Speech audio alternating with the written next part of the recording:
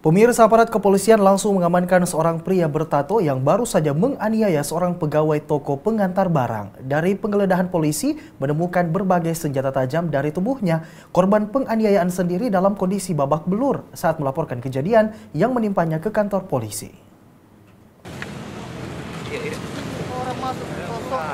Aparat kepolisian dari Polsek Panakukang langsung mengamankan pria bertato yang diketahui bernama John, 25 tahun di Jalan Pengayoman, Kecamatan Panakukang, Makassar.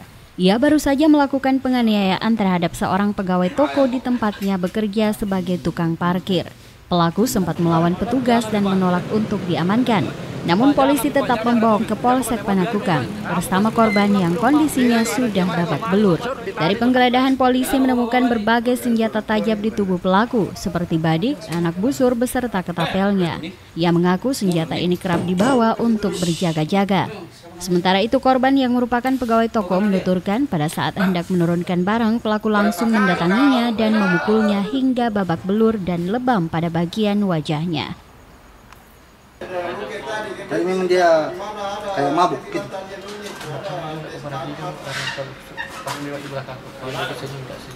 Terus sampai bagaimana kau langsung kena pukul itu? Kenapa bisa langsung kena pukul? Di mana? Keluar? Dia ajak keluar. Dia masuk di dalam pukul kau gitu, pertama. Apa yang dibilang sama kau pertama waktu memukul? Ada yang dibilang sesuatu?